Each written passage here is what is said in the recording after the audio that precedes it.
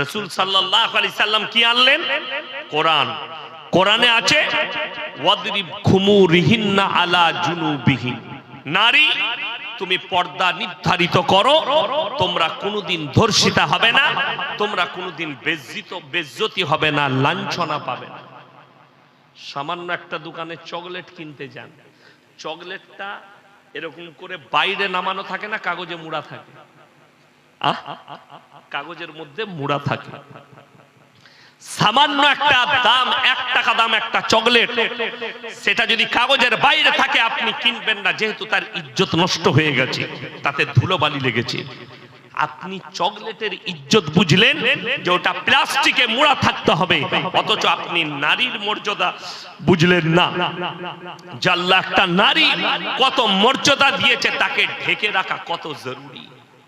আপনার বাজারে, কাটিহার বাজারে কোন কলাবালা, ফলবালা, সে যদি কলাগুলো ছিলে বিক্রি করে, সেই কলা কেউ কিনবে কেন? কলাতে ধুলো পড়েছে, মাছি বসেছে।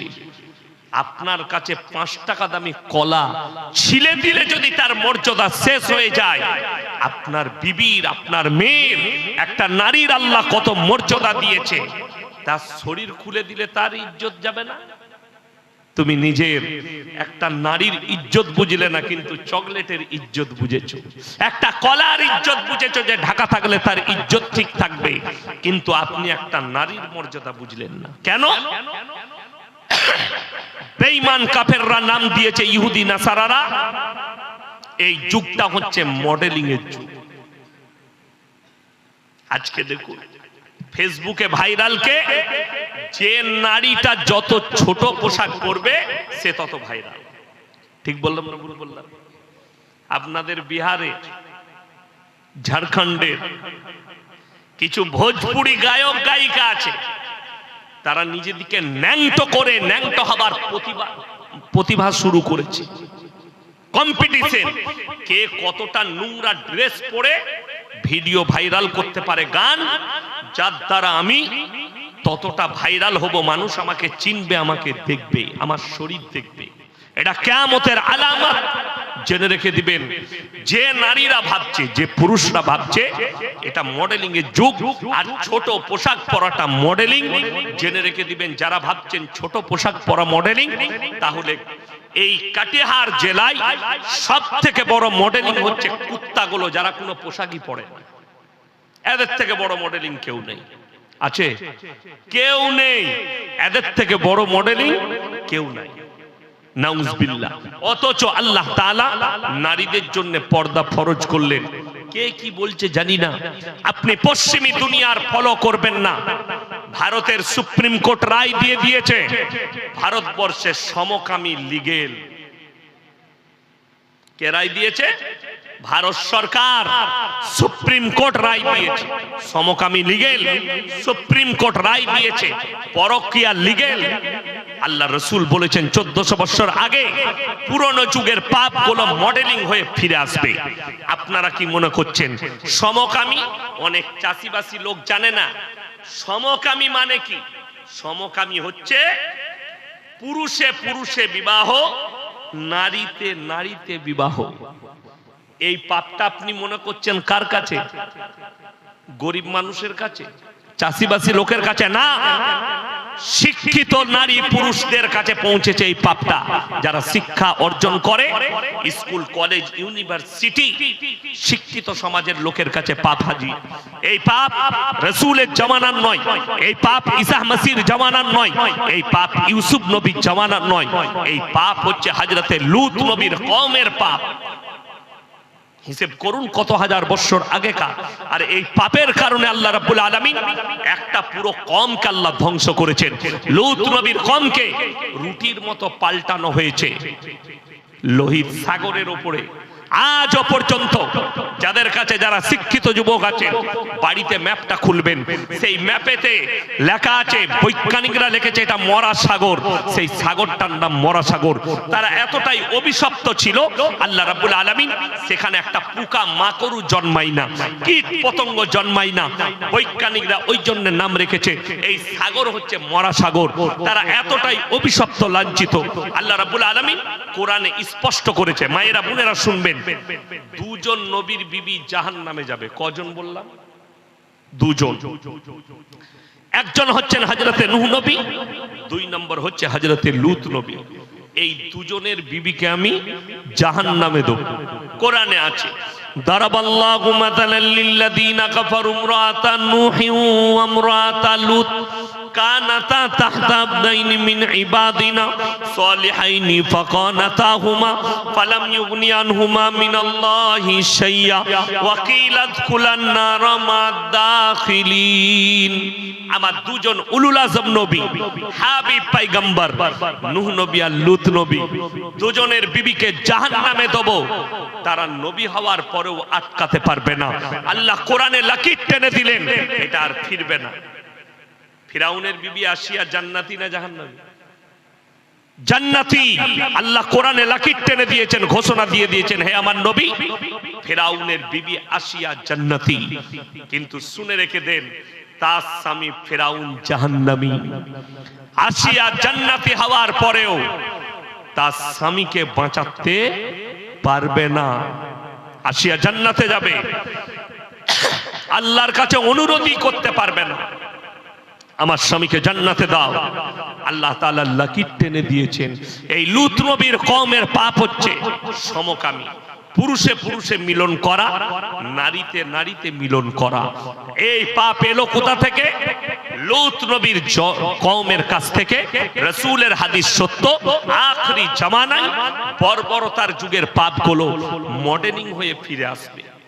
আমাদের দেশে একজন আর্টিস্ট, রাসূল বলেছেন 1400 বছর আগে, বাঁদির পেটে মালিক পয়দা হবে। নবীজি বলেছেন, আপনাদের জানা নেই, আজকাল যারা পৃথিবীর বড় লোক, যারা দামি লোক, তারা পেট ভাড়া নিচ্ছে। আপনি আপনার বিহারের সরকারের সার্কুলারটা পড়ে দেখে নেবেন, আপনার নেতাকে বলবেন সার্কুলারটা দেখাতে। ভারতের প্রত্যেকটা রাজ্যে সার্কুলার জারি হয়ে গেছে, কোন মেয়েরা পেট ভাড়া দিতে পারবে, কোন মেয়েরা পেট ভাড়া নিতে পারবে।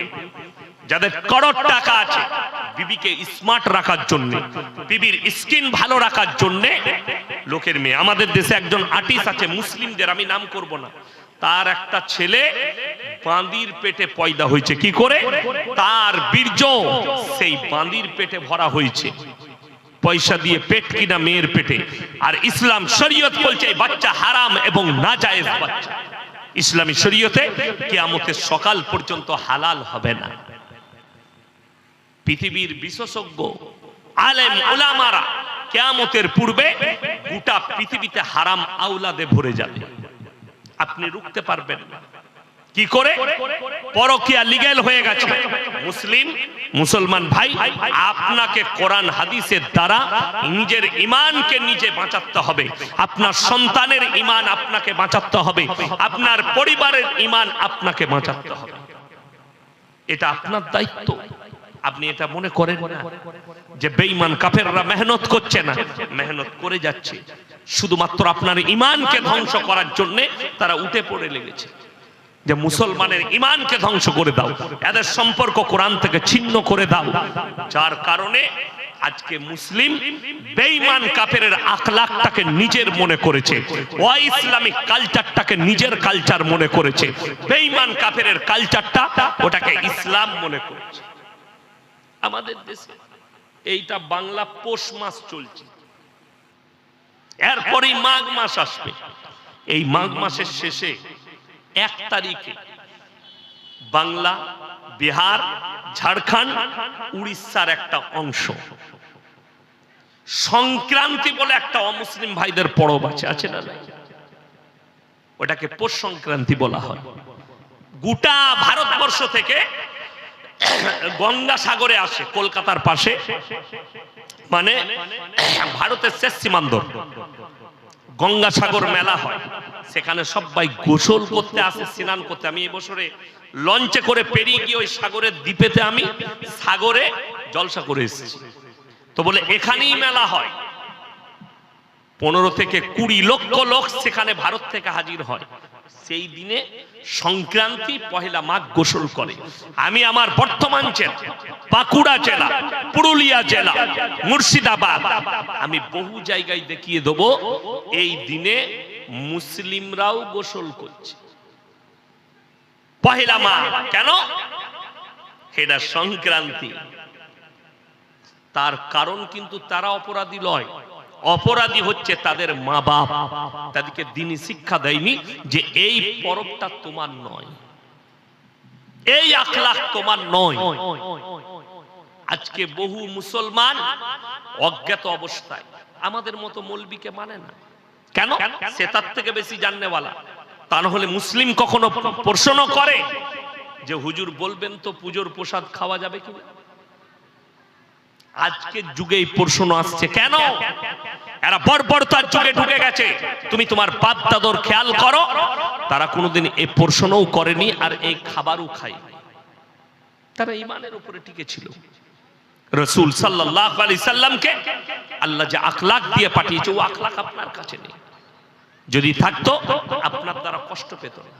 আপনি খালি ভাবছেন ইসলাম বাঁচবে কিনা, ইসলাম থাকবে কিনা, কোরআন থাকবে কিনা। তোমার জানা নেই গোটা পৃথিবীর একটা লোক যদি আল্লাহকে না ডাকে, আল্লাহর কসম করে বলছি আল্লাহর এতটুকু যায় আসে।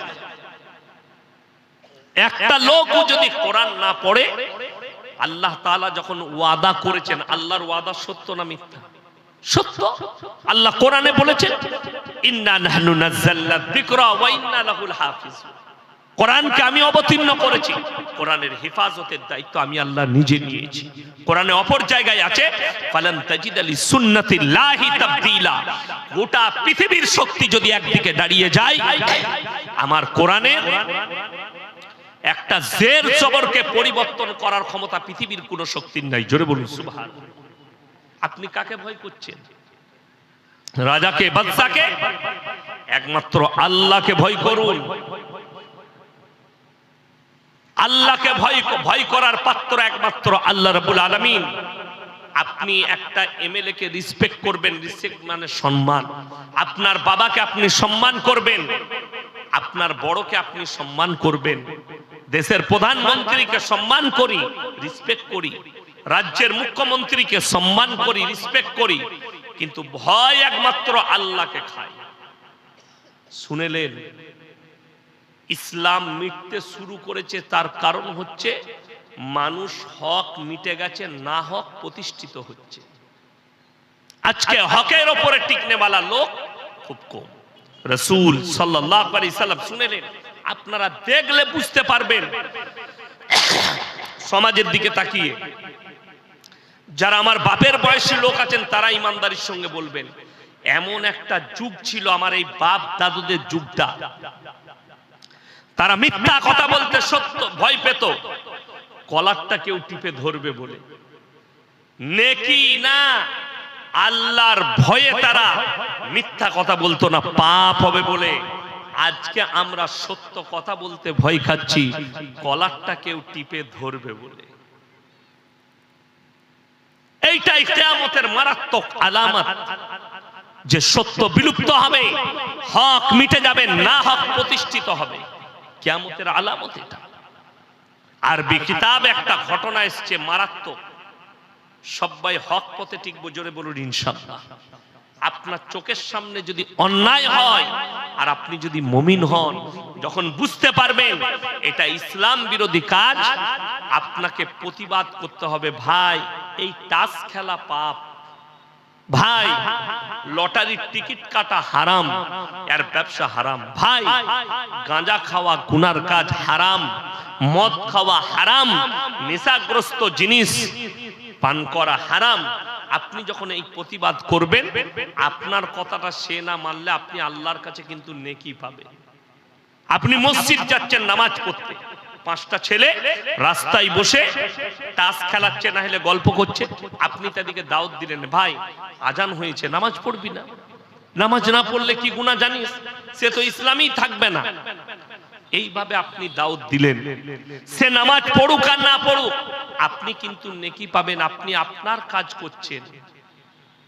একজন বাদশা আরবি কিতাবে, এটা কিন্তু হাদিস বলি নাই, মাথায় রাখবেন, কেউ মনে করবেন না যে হাদিস বললো মৌলী সাহেব, না, এটা আরবি কিতাবে একটা ঘটনা আছে যে হকে টিকলে আল্লাহ তাদের মদত করে। একটা বাদশার ঘটনা, রাজা, তিনার বয়স হয়েছে 80 থেকে 85 বছর।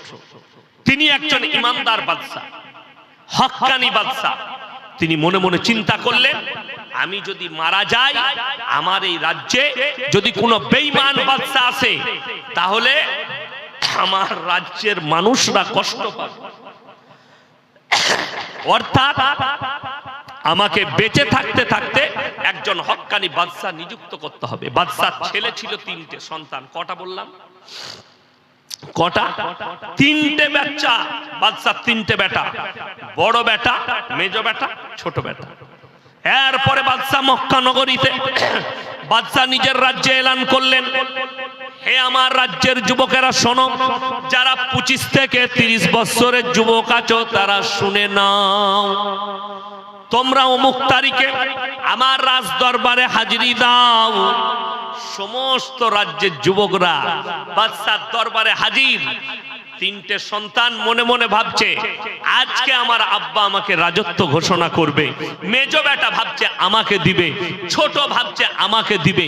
বাদশার বেটা যখন এই রকম ভাবছে, সেই বাদশা বললে, তোমরা 3 জন লাইনে দাঁড়িয়ে যাও। এরপরে বাদশা বললেন, হে আমার রাজ্যের যুবকেরা শোনো, তোমাদের মধ্যে 1 বছর আমি পরীক্ষা লব। 1 বছর পরে একটা করে ফলের বীজ দেব। 1 বছর পরে যার গাছটা সব থেকে সুন্দর হবে তাকে আমি আমার রাজত্ব দান করব। বাদশা তার প্রজাকে বললে, শোনো, আমার কামরায় 1 বস্তা বীজ আছে, নিয়ে এসে ঢালো।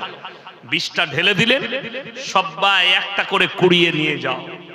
সবাই একটা করে নিয়ে গেল। লাস্টে একটা বীজ পড়ে আছে, আর একজন যুবক, তার নাম হচ্ছে মাহমুদ। এই মাহমুদ লোকের বাগানে কাজ করে, কৃতদাস, বুড়ি মায়ের সঙ্গে ঝুপড়ি বাড়িতে বাস করে। সেই বুড়ি মা বীজটা কুড়ি নিয়ে গিয়ে মাকে বললে, মা আমি গাছ রোপণ করব। বাদশা বলেছে 1 বছর পরে যার গাছটা সুন্দর হবে তাকে রাজত্ব দিবে। যেভাবে টবে গাছ লাগায় ওইভাবে বীজটা রোপণ করলেন। প্রত্যেকদিন পানি দেয়, প্রত্যেকদিন পানি, যেভাবে করতে হয় মেহনত করে। 3 মাস কেটে গেল। সমস্ত রাজ্যের যুবকের টবে গাছ বেরিয়েছে, কিন্তু মাহমুদের টবেতে কোনো গাছ বের হয়নি। মাহমুদ, সবাই কি দেখছে? মাহমুদ তখন আল্লাহর কাছে কাঁদলো, নামাজ পড়ে, আল্লাহ আমি তো একজন হক্কানি ছেলে, আমি তো ইমানদার, আল্লাহ তুমি আমার টবে গাছটা বের করে দাও।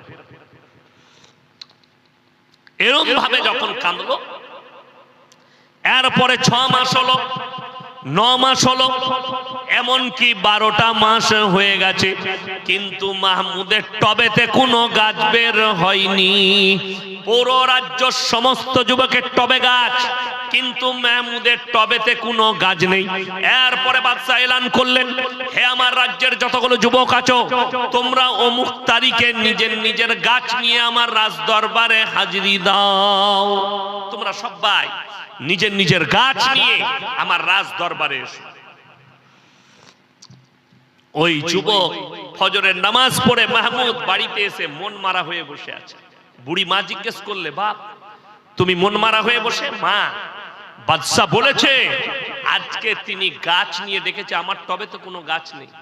বুড়ি মা বললে, বাবা মাহমুদ তুমি হকের উপরে আছো, তুমি এই খালি টব নিয়ে চলে যাও। মা, লোকে আমাকে পাগল বলবে, বলবে না? বলবে না?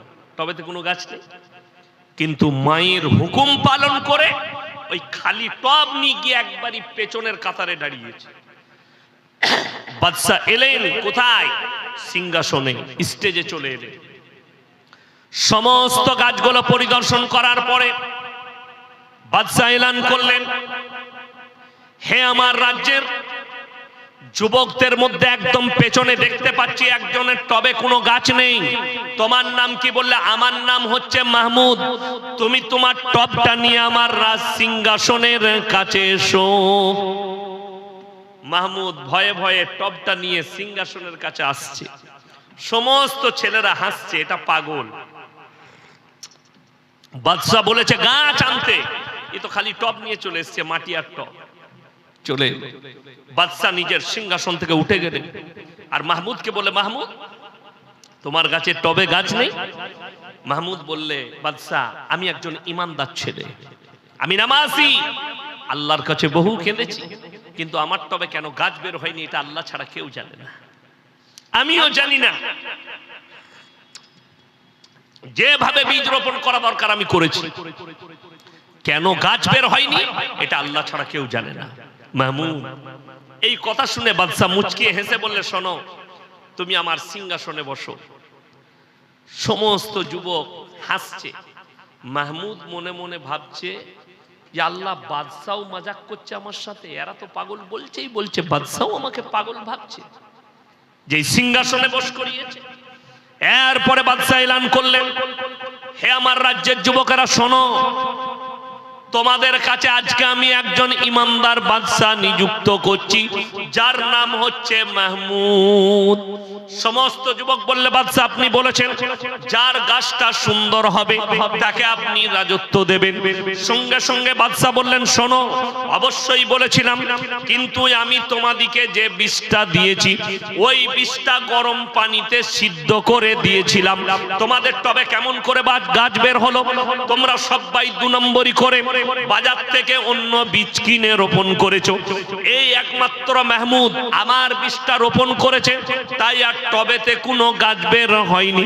একমাত্র হকের উপরে টিকে আছে মাহমুদ, তাই আমার এই রাজ্যে এমন একজন বাদশা চেয়েছিলাম যে একমাত্র হক্কানি হয়, তাই আজকে আমার রাজত্বর দাবিদার একমাত্র মাহমুদ। জোরে বলুন সুবহানাল্লাহ।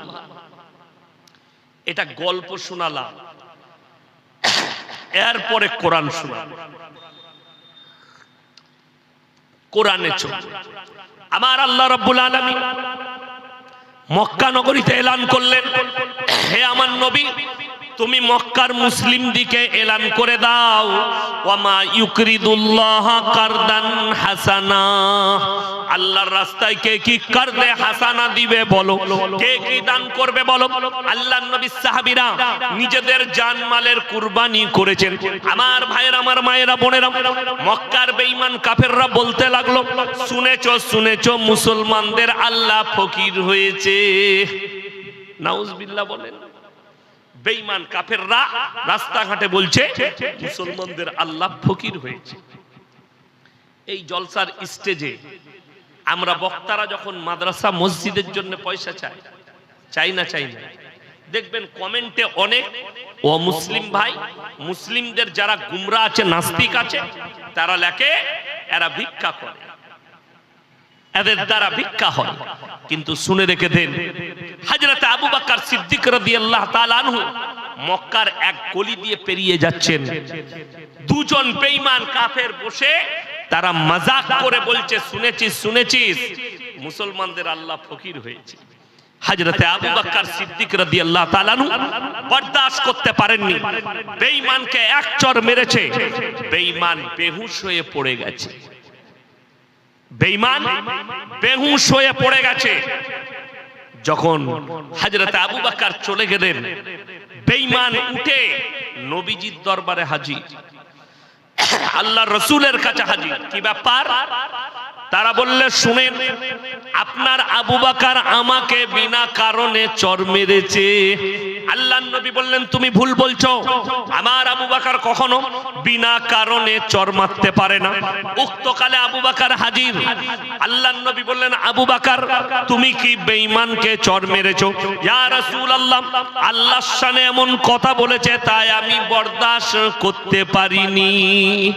আল্লাহ সম্পর্কে যে কথা বলেছে আমি আর বরদাশত করতে পারিনি, তাকে আমি এক চর মেরেছি। সেই বেঈমান তখন বলছে मैं अपने माबूदों की कसम खा के कहता हूं मैंने ऐसे नहीं कहा, আমি আমার মাবুদের কসম করে বলছি আমি এই ভাষা বলিনি। আপনার আবু বকর মিথ্যা বলছে। আমার সাক্ষী আছে, আমার বন্ধু। আপনার আবু বকরের সাক্ষী জিজ্ঞেস করুন কে আছে? হযরত আবু বকর একা, সেই কাফেররা দুজন। নবীজি বিচারে বসেছেন, পৃথিবীর শ্রেষ্ঠ ব্যক্তি বিচার করছেন, আবার নিজের কলিজার টুকরা সাহাবীর বিচার করছেন নবীজি।